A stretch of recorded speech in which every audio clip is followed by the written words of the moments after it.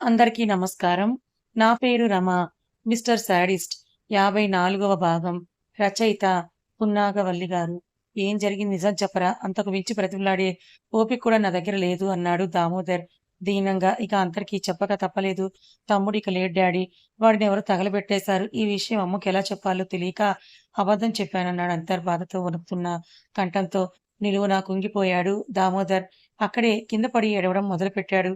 ఎంతగా కంట్రోల్ చేసుకోవడానికి ప్రయత్నించినా కూడా అంతర్ వల్ల కావలేదు. ఆ ఏడుపు విన్న దేవయాని ఒక్కసారిగా గదిలో నుండి బయటకు వచ్చి నిలబడి "ఏమైందండీ" అని అడుగుతోంది. నిత్య గది బయట నిలబడి ఏం వినవలసి వస్తుందో అని భయంగా, బేలగా చూస్తూ ఉండిపోయింది. దామోదర్‌కి నోరు విప్పే ధైర్యం గాని, ఓపిక గాని లేదు. పెద్ద పెట్టున ఏడుస్తూ ఉన్నాడు. దేవయానికి ఏదో అనుమానం వస్తున్నప్పటికీ మనసాగక అంతర్‌ని పట్టుకొని "ఏం జరిగిందో చెప్పకపోతే నా మీద ఒట్టే" అంటూ ప్రశ్నించింది. "తమ్ముడిక లేడమ్మా. వాడు చనిపోయాడు. ఎవరో వాడిని సజీవంగా తగలబెట్టి కనీసం వాడిని చివరిసారిగా చూసే అవకాశం కూడా మనకివ్వకుండా చేశారు" అని చెప్పగానే ఒక్కసారిగా దేవయాని మెదడు, మనసు స్తంభించిపోయింది. అలా అక్కడే కుప్పకూలి కింద పడిపోయింది. ఆ తర్వాత ఏం జరిగిందో ఆమెకు తెలియదు. అంతర్ మాటలు విన్న ముకుందరావు ఒక్కసారిగా మౌనంగా తన గదిలోకి వెళ్ళిపోయి ఏడవడం మొదలుపెట్టాడు. మీ అన్ని సమస్యలకు పరిష్కారం చెప్పబడును.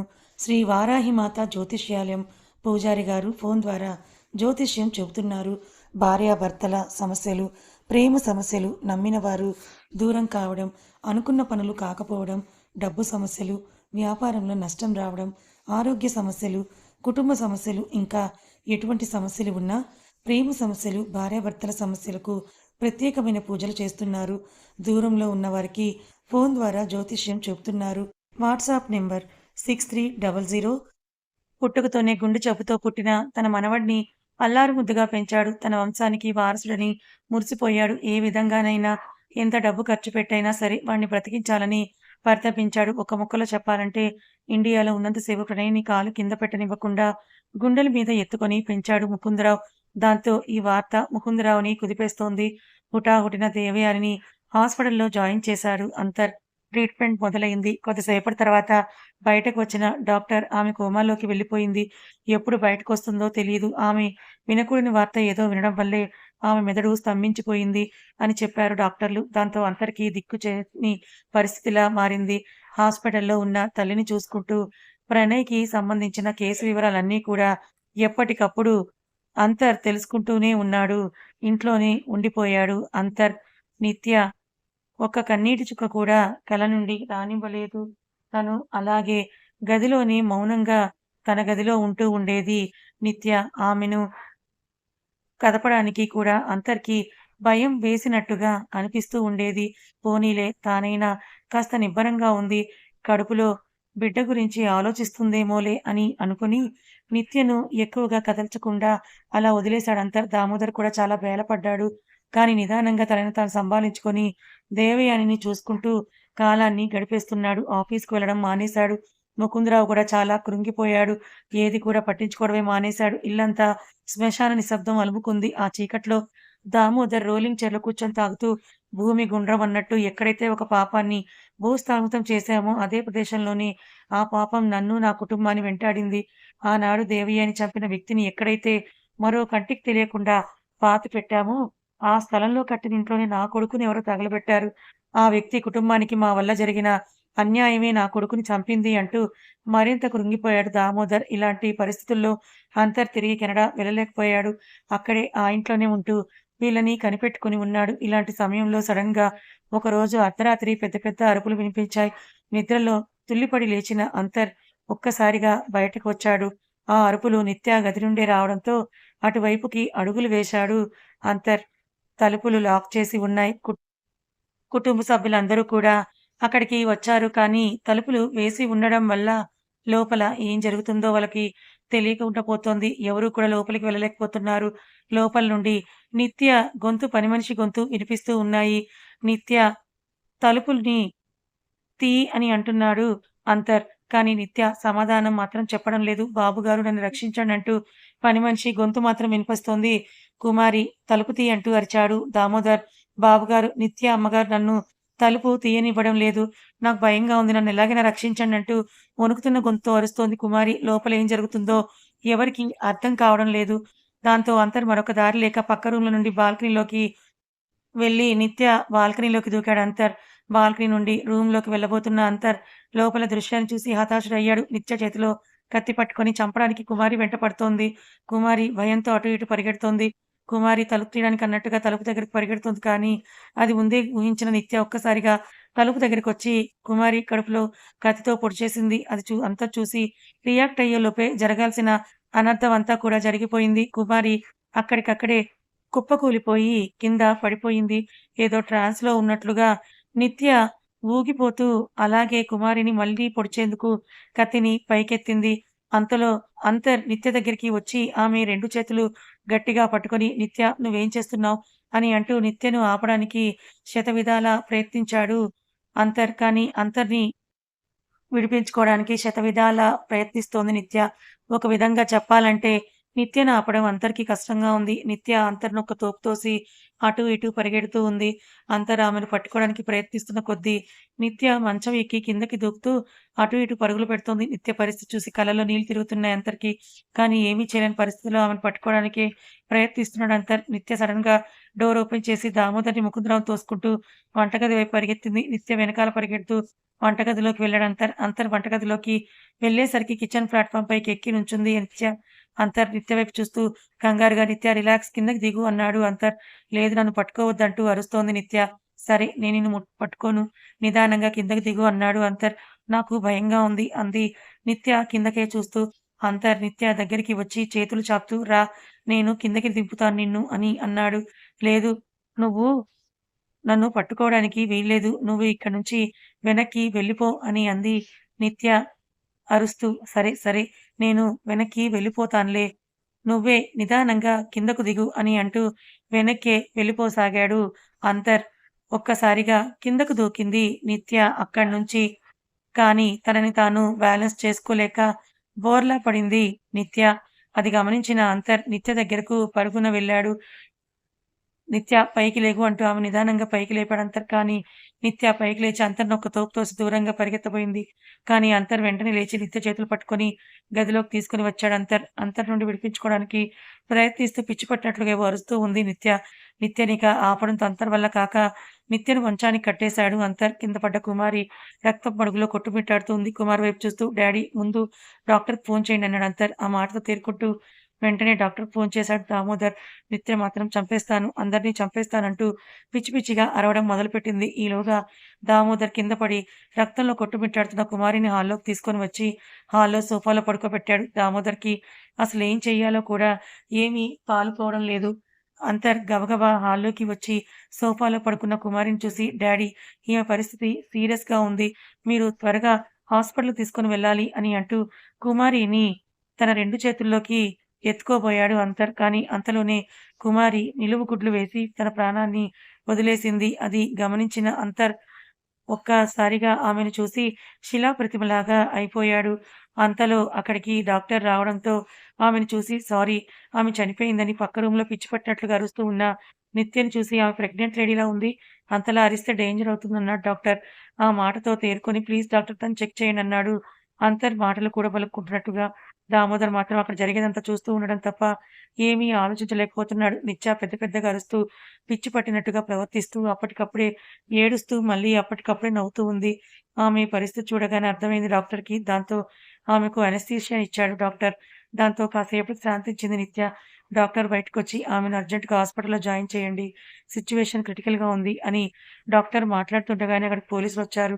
పక్కింటి వాళ్ళు మీ ఇంటి నుండి ఏవో భయంకరంగా శబ్దాలు వినిపిస్తున్నాయని కంప్లెయింట్ ఇచ్చారు. దాంతో వచ్చామని, ఒకసారి మీ ఇంటినంతటిని కూడా చెక్ చేయాలి అని చెప్పాడు ఎస్ఐ అంతర్. దామోదర్ రియాక్ట్ అయ్యేలోపే ఎస్ఐ వెనకాల ఉన్న కానిస్టేబుల్స్ అక్కడ సోఫాలో ఉన్న కుమారి డెడ్ బాడీని చూసి "సార్ ఇక్కడ డెడ్ బాడీ ఉంది" అని అరవడంతో కుమారి డెడ్ బాడీ దగ్గరికి ఆ ఎస్ఐ కూడా వెళ్ళాడు. "ఇది ఎవరు చేశారు?" అని అంటూ అడిగాడు ఎస్ఐ. ఆ మాటతో సమాధానం చెప్పే ధైర్యం అక్కడ ఉన్న ఎవరికీ కూడా లేదు. దాంతో మౌనంగా ఉండిపోయారు. దాంతో ఎస్ఐ అక్కడున్న మిగిలిన పని వాళ్ళని విషయం అడిగాడు. వాళ్ళు ఉన్నది ఉన్నట్టుగా చెప్పడంతో గదిలో స్పృహ లేకుండా పడి ఉన్న నిత్యం చూస్తూ, అయితే ఈమె మర్డర్ చేసిందన్నమాట అన్నాడు ఎస్ఐ. అంతలో డాక్టర్ అక్కడికి వచ్చి, సార్ అదంతా నాకు తెలియదు.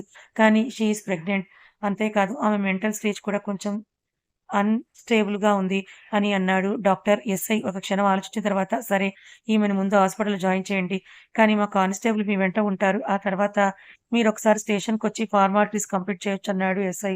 తర్వాత ఎవరెవరో ఇంటికి రావడం, కుమారి డెడ్ బాడీని తీసుకువెళ్లడం, అక్కడ ఫార్మాలిటీస్ అన్నీ కూడా క్లియర్ చేయటం, స్పృహ లేని నిత్యను హాస్పిటల్‌లో జాయిన్ చేయడం, నిత్య పూర్తిగా పోలీస్ అండర్‌లోకి వెళ్ళడం, ఇవన్నీ కూడా జరిగిపోతూ ఉన్నాయి. జరిగే వాటిని చూస్తూ ఉండడం తప్ప అంతర్ గాని, దామోదర్ గాని, ముకుందరావు కానీ ఏమీ చేయలేకపోయారు. కనీసం దామోదర్‌కి, ముకుందరావుకి ధైర్యం చెప్పే ఓపిక గాని, శక్తి గాని కూడా అంతర్‌లో లేవు. యాంత్రికంగా నిత్యను జాయిన్ చేసిన హాస్పిటల్‌కి వెళ్ళాడు అంతర్. అక్కడ ఐసీయూలో ఆమె ఉందని తెలిసి ఐసీయూ వైపు అడుగులు వేశాడు అంతర్. బయట ఇద్దరు కానిస్టేబుల్స్ ఉన్నారు. అంతర్ అది ముందే ఊహించాడు. దాంతో నేను ఒకసారి లోపలికి వెళ్లి ఆమెను చూడాలి అని అంటూ అడిగాడు వాళ్ళని. లేదు ఆమె పోలీస్ అండర్‌లో ఉంది కాబట్టి మీరు పర్మిషన్ తెచ్చుకోవాలి సార్ అన్నారు కానిస్టేబుల్. దాంతో చేసేదేమీ లేక డాక్టర్‌ని వెళ్లి కలిసాడు అంతర్. నిజానికి పోలీస్ అండర్‌లో ఉన్న వ్యక్తి హెల్త్ డీటెయిల్స్ ఎవరికీ చెప్పకూడదు. కానీ మీరు రిక్వెస్ట్ చేస్తున్నారు కాబట్టి చెప్తున్నాను. ఆమె మెంటల్ బ్యాలెన్స్ పూర్తిగా తప్పింది. ఏం చేస్తుందో ఏంటో అన్న దానిపై ఆమె పూర్తిగా విచక్షణ కోల్పోవడంతో పాటు ఆ మర్డర్‌ని చేసింది కూడా అని చెప్పాడు డాక్టర్. దాంతో పూర్తిగా నీరు గారిపోయినట్టుగా అయిపోయింది అంతర్ మానసిక పరిస్థితి. బాధ కడుపులో నుండి తెరలు తెరలుగా తన్నుకొని వస్తోంది. దాన్ని దిగమింగుతూ మౌనంగా అక్కడి నుంచి వెళ్ళబోతున్న అంతర్‌ని మరొక మాట ఆమె ప్రెగ్నెంట్ మిస్ అయ్యింది అన్నాడు డాక్టర్. ఆ మాట వినగానే ఇక తనలో ఉన్న బాధ ఓర్చుల శక్తి లేక ఆ బాధ కళ్ళ నుండి కన్నీళ్లుగా జారిపోతున్నాయి అంతర్‌కి. దానికి ఆనకట్ట వేసే ప్రయత్నం కూడా చేయలేదు అంతర్. ఇక అక్కడ ఒక్క క్షణం కూడా ఉండలేక గబగబా అక్కడి నుండి వచ్చేసాడు అంతర్. అంతర్‌కి ఎటు చూసినా కూడా ఎడారిలాగా కనిపిస్తుంది. ఏం చెయ్యాలో, ఎలా చేయాలో ఏమీ అర్థం కావడం లేదు. ఒక పక్క దేవయాని కోమాలో ఉండడం, మరొక పక్క ప్రణయ్ కేసు ఒక కొలిక్కి రాకపోవడం, ఇంకొక పక్క నిత్య ప్రెగ్నెన్సీ పోయి పిచ్చిదైపోవడం అవన్నీ కలిసి అంతర్‌ని నిస్సహాయుడిని చేస్తున్నాయి. నిత్య సంగతి తెలిసి రఘుపతి, కవిత హుటాహుటిన హాస్పిటల్‌కొచ్చారు. అక్కడే ఉన్న అంతర్‌ని విషయం ఏంటని అడిగి తెలుసుకున్న రఘుపతి గుండె బద్దలైంది. కవిత పరిస్థితయితే వేరే చెప్పాల్సిన పనే లేదు. ఇంత జరుగుతున్నా కూడా మాకెందుకు చెప్పలేదంటూ అంతర్‌పై కోప్పడింది కవిత. కానీ అంతర్ పరిస్థితి అర్థం చేసుకున్న రఘుపతి ఏమీ మాట్లాడలేదు. నిత్యను తమ ఊరు తీసుకొని వెళ్లి అక్కడ ఏదైనా హాస్పిటల్‌లో చూపిస్తామనన్నాడు రఘుపతి. నిత్య మర్డర్ కేసులో ఇరుక్కుంది కాబట్టి పోలీసు అండర్‌లో ఉన్న ఆమెను ఇలా తీసుకొని వెళ్ళడం కుదరదని చెప్పాడు అంతర్. ఒక్కగానొక్క కూతురు పరిస్థితి ఇలా అవడం చూసి రఘుపతి గుండె బద్దలైంది. బాధను, ఏడుపును దిగమింగుకున్నాడు. కానీ కవితకు అది సాధ్యపడడం లేదు. బోరున ఏడుస్తూ ఉంది. కనీసం నిత్యను చూడ్డానికి కూడా కుదరడం లేదు. అది మరింత బాధిస్తోంది కవితను. వాళ్ళ బాధను గమనించిన అంతర్ కానిస్టేబుల్‌ని రిక్వెస్ట్ చేసి ఐసీయూ డోర్‌కి ఉన్న చిన్న గ్లాస్ విండో నుంచి చూసే ఏర్పాటు చేశాడు అంతర్. కాస్త తనని తాను సంభాళించుకొని కవిత, రఘుపతి అంతర్ ఇంటికి వెళ్లారు. రఘుపతిని చూడగానే దామోదర్ ఒక్కసారిగా హత్తుకొని బోరున ఏడ్చాడు. నిత్య పరిస్థితిని తలుచుకొని బాధపడాలో, లేదా తన బావకి ధైర్యం చెప్పాలో కూడా అర్థం కాలేదు రఘుపతికి. ఒకరోజు హాస్పిటల్‌కి వెళ్లి దేవయానిని చూసి వచ్చాడు రఘుపతి. మనసంతా మరింత భారంగా మారింది రఘుపతికి. కవిత, రఘుపతి రోజూ హాస్పిటల్‌కి వెళ్లి నిత్యం చూసొస్తున్నారు. కానీ నిత్యలో ఎటువంటి మార్పు లేకపోవడం చూసి బాధతో మరింతగా కుంగిపోతున్నారు. అది గమనించిన అంతర్, మావయ్య, అత్తయ్య మీరు ఊరు వెళ్ళిపోండి. ఇలా అంటున్నానని తప్పుగా అనుకోవద్దు. కానీ అమ్మని, నిత్యని చూసి మీరు మరింతగా కృంగిపోతున్నారు. ఏదైనా అవసరం అనిపిస్తే నేనే ఫోను చేస్తాను. అప్పటి వరకు నిత్యని కనిపెట్టుకొని ఉండే బాధ్యత నాది. మీరు ధైర్యంగా ఉండండన్నాడు అంతర్. ఎలా అంతర్? అమ్మని, నిత్యని వదిలి నేను వెళ్ళలేనన్నాడు రఘుపతి. అంతర్ వాళ్ళకి పరిస్థితి అర్థమయ్యేలా చెప్పి వాళ్ళని ఊరు వెళ్ళడానికి ఒప్పించాడు. ఊరికి వెళ్ళడానికి బయలుదేరుతున్న రఘుపతి దగ్గరికొచ్చి మావయ్య మీతో ఒక విషయం మాట్లాడాలి అన్నాడు అంతర్. చెప్పు అంతర్. ఏమైనా సహాయం కావాలా? అని అడిగాడు రఘుపతి. డాడీ మొన్న నిద్రలో కలవరిస్తున్నారు. తనేదో తప్పు చేశాను అని. ఆ పాపమే నా కొడుకుని ఇలా బలి తీసుకుందని అంటున్నారు. మీకు దాని గురించి ఏవైనా తెలుసా మామయ్య? అని అడిగాడు అంతర్ రఘుపతిని. అంటే ఎందుకిలా అడుగుతున్నానంటే మీరిద్దరూ బావ, బామర్దులు అయినప్పటికీ ఒక స్నేహితుల్లానే ఉంటారు కదా! ఆ చొరవతోనే నాన్నగారు మీకు ఈ విషయం గురించి ఏమైనా చెప్పి ఉండొచ్చేమోనని అడుగుతున్నాను అన్నాడు అంతర్.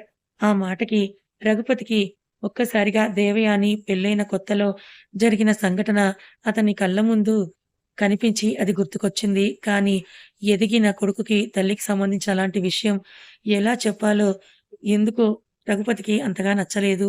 అందుకే ఇంతకీ మీ నాన్న నిద్రలో ఏమని కలవరించారడిగాడు రఘుపతి. విషయం తెలుసుకోవడానికి అదే ఏదో పాపం చేశానని, ఆ పాపాన్ని ఎక్కడైతే నామరూపాలు లేకుండా చేశానో ఆ ప్రదేశమే ఇప్పుడు నా కొడుకుని బలికొంది అంటూ ఏదో పిచ్చి పిచ్చిగా కలవరిస్తున్నారన్నాడు అంతర్. ఆ మాటలు విన్న రఘుపతి ఒక క్షణం ఆలోచనలో పడి బాగా ఒత్తిడికి గురవుతున్నారు కదా! అందుకే ఇలాంటి కలవరింతలొస్తాయి. నువ్వు వాటిని పట్టించుకోకని, ఇంతకీ ప్రణయ్ యాక్సిడెంట్ ఎక్కడ జరిగింది? తగలబెట్టారన్న ఇల్లు ఎక్కడ ఉంది? అని అడిగాడు రఘుపతి. వాటి గురించి ఇప్పుడు ఎందుకు మావయ్య? అడిగాడు అంతర్. ఏమీ లేదు. నాకు కొంతమంది పెద్దవాళ్ళతో పరిచయాలున్నాయి. ప్రణయ్ కేసుకు సంబంధించిన సహాయం అడగడం కోసం అన్నాడు రఘుపతి. ఓహ్! అని అంటూ ప్రణయ్‌కి ఎక్కడ యాక్సిడెంట్ జరిగింది, ఫైర్ యాక్సిడెంట్ జరిగిన ఇంటి అడ్రెస్ అవన్నీ చెప్పాడు అంతర్. అడ్రెస్ వినగానే ఒక్కసారిగా రఘుపతికి ఆనాడు దేవయాని చంపిన వ్యక్తిని పాతిపెట్టిన స్థలంలోనే ఆ ఇల్లు కట్టారని అర్థమయ్యింది రఘుపతికి. దాంతో శిలాప్రతిమలాగా అలా ఉండిపోయాడు రఘుపతి. అది గమనించిన అంతర్, మావయ్య ఏం జరిగిందో చెప్పండి మావయ్య అని అన్నాడు అంతర్ కంగారుగా. ఏమీ లేదులే. చేసిన పాపం నా చెల్లెల్ని వెంటాడిందంటూ కన్నీళ్లు పెట్టుకున్నాడు రఘుపతి. ఏదో జరిగిందని, కానీ ఆ విషయం తనకి చెప్పడానికి సుముఖంగా లేడని అర్థమైంది అంతర్‌కి. దాంతో మావయ్య మీకు తెలిసిన ఏ చిన్న విషయమైనా సరే పర్వాలేదు నాకు చెప్పండంది. ప్రణయ్ కేస్‌కి ఏమైనా హెల్ప్ అవ్వొచ్చన్నాడు అంతర్. ఆ మాటతో తేరుకుంటూ ఏమీ లేదు అంతర్. ఆ ఇల్లున్న స్థలంలో ఒక పొలం ఉండేది. ఆ పొలం నేనే కొన్నాను. ఏవో ఇబ్బందుల కారణంగా ఆ పొలాన్ని అమ్మేశాను. ఇప్పుడు ఆ పొలంలోనే ఆ ఇల్లు ఉందన్నమాట అన్నాడు రఘుపతి. ఆ మాటకు ఆశ్చర్యపోతూ ఏంటి మావయ్య మీరు మాట్లాడుతోంది? ఆ ఇల్లు ఉన్న స్థలం ఒకప్పుడు మీదా? అన్నాడు అంతర్ ఆశ్చర్యంగా. అవును అన్నట్టుగా చిన్నగా తలూపాడు రఘుపతి. అంతర్ ఒక క్షణంలో ఆలోచనలో పడ్డాడు. అక్కడ ఏదో వ్యక్తిని తగలబెట్టినట్టుగా ఆనవాలున్నాయి. కానీ అది ప్రణయ్ అన్న రుజువులైతే ఏమీ లేవు. కానీ ప్రణయ్ ఏమో అని ఒక చిన్న అనుమానం మాత్రమే ఉంది. ఒకవేళ ఆ ఇల్లు ఎవరు కొన్నారు అన్న డీటెయిల్స్ తెలుసుకుంటే ఖచ్చితంగా ఈ విషయంలో క్లారిటీ వస్తుంది అన్న ఆలోచనకి వచ్చాడు అంతర్. అలా మనసులో అనుకుంటూ మావయ్య మీరా పొలాన్ని ఎవరికమ్మారో మీకు గుర్తుందా? అని అడిగాడు అంతర్. లేదు. ఎప్పుడో 20 సంవత్సరాల క్రితం మాట. నాకు అతని పేరు కూడా ఏమీ గుర్తులేదు అన్నాడు అంతర్. సరే. మీరు ధైర్యంగా ఉండండి మావయ్య. నిత్య గురించి ఏ ఆలోచన వద్దు మీకు. అంతా నేను చూసుకుంటాను. అత్తయ్య జాగ్రత్త. మీరు ఊరు వెళ్ళగానే నాకు ఫోను చేయండంటూ కంగారు పడుతూ అక్కడి నుంచి బయలుదేరాడు అంతర్. సరాసరి రిజిస్టర్ ఆఫీస్‌లో వెళ్ళాడు అంతర్. తెలిసిన వ్యక్తి ద్వారా ఆ ఇల్లు ఎవరి పేరు మీద ఉందో తెలుసుకోవడానికి అక్కడికొచ్చాడు అంతర్. అతను కాస్త టైం అడగడంతో అక్కడ కూర్చొని ఆలోచనలో పడ్డాడు అంతర్. ఒకవేళ మామయ్య దగ్గర కొనుక్కున్న వ్యక్తి కూడా వేరే వాళ్ళకి అమ్మేసాడేమో! అలా ఇప్పటికి ఎన్ని చేతులు మారాయో! 20 సంవత్సరాల టైం అంటే ఈ సమయంలో ఖచ్చితంగా చాలానే చేతులు మారుంటుంది ఆ స్థలం. మరి ఆ రోజు ఏం జరిగిందో అసలు ప్రణయ్ వచ్చాడో లేదో ఎలా తెలుసుకోవాలని ఆలోచిస్తూ ఉండగానే అంతర్ ఫోన్ రింగ్ అయింది. ఎస్ఐ ఫోన్ చేశాడు. ఫోన్ లిఫ్ట్ చేసిన అంతర్‌తో మీ ఇంట్లోనే 5 ఫోన్ నంబర్‌లకి ఆ న్యూడ్ ఫోటో వెళ్ళింది. అదే న్యూడ్ ఫోటో అమెరికాలో ఉన్న మరొక 5గురికి కూడా వెళ్ళాయి. ఎంక్వైరీ చేస్తే ఆ 5గురు కూడా ప్రణయ్ ఫ్రెండ్స్ అని తెలిసింది. అంటే మొత్తం 10 మందికి ఆ న్యూడ్ ఫోటో ఒకే నంబర్ నుండి ఒకే సమయంలో వెళ్ళింది. ఆ నంబర్ గురించి ఎంక్వైరీ చేస్తే ఆ నంబర్ ఎవరో జగన్నాథరావు అన్న పేరు మీద తీసుకున్నట్లుగా ఉంది అని అన్నాడు ఎస్ఐ. అతను మీకు ఏమైనా తెలుసా? అని అడిగాడు ఎస్ఐ అంతర్‌ని. జగన్నాథరావా? అంటే ఎవరు అనే ఆలోచనలో పడ్డాడు అంతర్. తనకు తెలిసినంత వరకు చుట్టాల్లో, బంధువుల్లో కూడా ఆ పేరుతో ఫ్రెండ్స్‌లో, కొలీగ్స్‌లో కూడా ఎవరూ లేరు. ఇన్ని రకాలుగా ఆలోచించాడు అంతర్. కానీ ఎక్కడ ఆ పేరుతో తనకు తెలిసిన వాళ్ళెవరూ కనిపించలేదు. దాంతో ఆ పేరుతో తెలిసిన వాళ్ళెవరూ లేరు సార్ అని చెప్పాడు అంతర్. సరే మీరు మీ నాన్నగారిని, తాతయ్య గారిని కూడా అడగండి. ఏవైనా వాళ్ళకి తెలిసిన వాళ్ళు అయ్యుండొచ్చు అంటూ ఫోన్ కట్ చేశాడు ఎస్ఐ. ఎస్ఐ మాటలకు కళ్ళు తిరుగుతున్నాయి అంతర్‌కి. జగన్నాథరావు ఎవరు? ఈ పేరు విన్నట్టుగా కూడా లేదే అని ఆలోచిస్తున్న అంతర్ దగ్గరికి రిజిస్టర్ ఆఫీసర్ వచ్చాడు. ఇదిగోండి మీరడిగిన డీటెయిల్స్ అంటూ ఆ ఇంటి రిజిస్ట్రేషన్ జిరాక్స్ పేపర్లు తెచ్చాడు రిజిస్ట్రేషన్ ఆఫీసర్. వాటిని చెక్ చేసిన అతను అంతర్ ఒక్కసారిగా తెల్లబోయాడు. రఘుపతి దగ్గర నుండి ఆ పొలాన్ని కొనుక్కుంది జగన్నాథరావు. ఆ తర్వాత జగన్నాథరావు దగ్గర నుండి మరెవరూ కొనుక్కున్నట్టుగా రిజిస్ట్రేషన్ అవ్వలేదు. ఆ పేరు వినగానే ఎస్ఐ చెప్పిన పేరు గుర్తుకొచ్చింది అంతర్‌కు. జగన్నాథరావు అంటే ఆ ఇల్లు జగన్నాథరావు అన్న అతనిదన్నమాట. అసలు ఆ రోజు అక్కడ ఏం జరిగిందో తెలియాలి. అతని ఫోను నంబర్ నుండి ప్రణయ్ న్యూడ్ ఫోటోలు మా అందరికొచ్చాయి. అంటే అతనికి ఖచ్చితంగా ప్రణయ్ గురించి తెలిసే ఉంటుంది. ముందు ఇతన్ని కలుసుకోవాలి. అసలు ఆ ఇంట్లో ఉంటుంది వాళ్ళేనా? లేక మరెవరికైనా ఇచ్చారా? అనేది తెలుసుకోవాలని తన మనసులో అనుకుంటూ అక్కడి నుంచి గబగబా ఇంటికి చేరుకున్నాడు అంతర్. కథ ఇంకా ఉంది. అంతర్ మరి కోమలి వాళ్ళ గురించి ఎలా తెలుసుకున్నాడు? జగన్నాథరావు వాళ్ళు అక్కడ లేరు కదా! మరి వాళ్ళని ఎలా పట్టుకున్నాడు? మరి ముకుందరావుకి ఈ విషయాలన్నీ ఎలా తెలిసాయి? తెలుసుకోవాలనుకుంటే ఛానెల్‌ని ఫాలో అవ్వండి. కథ నచ్చితే లైక్ చేయండి. Thank you so much.